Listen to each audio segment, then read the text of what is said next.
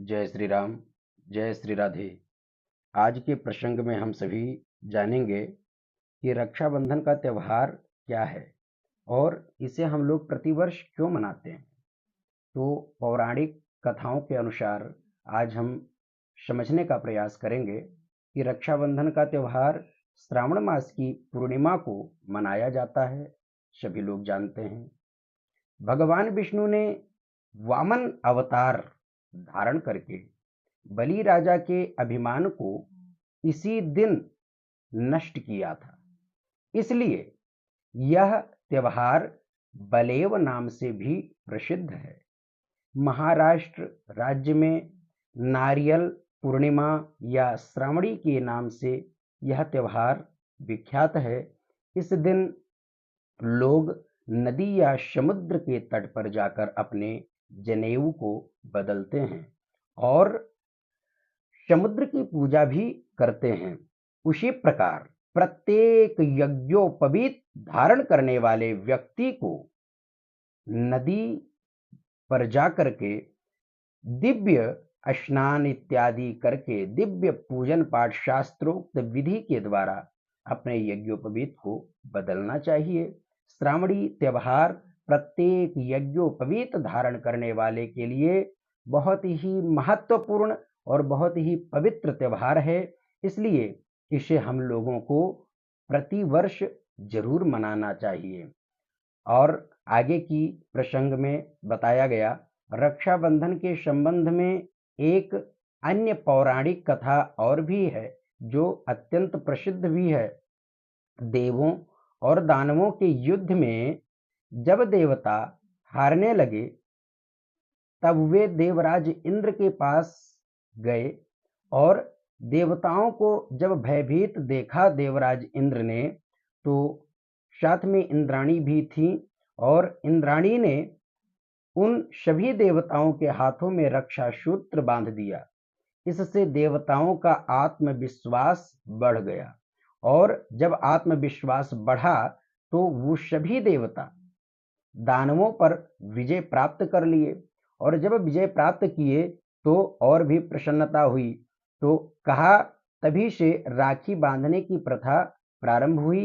दूसरी मान्यता के अनुसार ऋषि मुनि जब उपदेश का कार्यक्रम करते थे, उपदेश देने का जो दिव्य प्रोग्राम था, तो उस प्रोग्राम की उस कार्यक्रम की दिव्य पूर्णाहुति इसी दिन करते थे और वे राजाओं के हाथों में रक्षा सूत्र बांधते थे। इसलिए आज भी उस दिन ब्राह्मण अपने यजमानों को राखी बांध करके उस दिव्य नियम का पालन कर रहे हैं। रक्षाबंधन का त्यौहार भाई बहन के पवित्र प्रेम का प्रतीक है। इस दिन बहन अपने भाई को प्यार से राखी बांधती है और उसके लिए अत्यंत दिव्य शुभकामनाएं करती है। ईश्वर से प्रार्थना करती है, प्रभु हमारे भाई की सुरक्षा करना, हमारे भाई की हर प्रकार से रक्षा करना। भाई अपनी बहन को यथाशक्ति उपहार भी देता है। बीते हुए बचपन की झूमती हुई याद भाई बहन की आंखों के सामने नाचने लगती है। सचमुच रक्षाबंधन का त्यौहार हर भाई को बहन के प्रति अपने कर्तव्य की याद दिलाता है। इसलिए मैं आप सभी से बताना चाहूँगा कि रक्षाबंधन के महत्व को समझें और अपने बहन के दिव्य प्रेम को, वात्सल्य को भी समझने का प्रयत्न करें और इस रक्षाबंधन के पावन त्यौहार पर जो दिव्य शास्त्रोक्त नियम बताया गया है उन नियमों का पालन करते हुए श्रावणी मनावें एवं रक्षाबंधन का त्यौहार मनावें। इसलिए कहा कि इस रक्षाबंधन के त्यौहार को बहुत ही दिव्य नाम दिया गया है।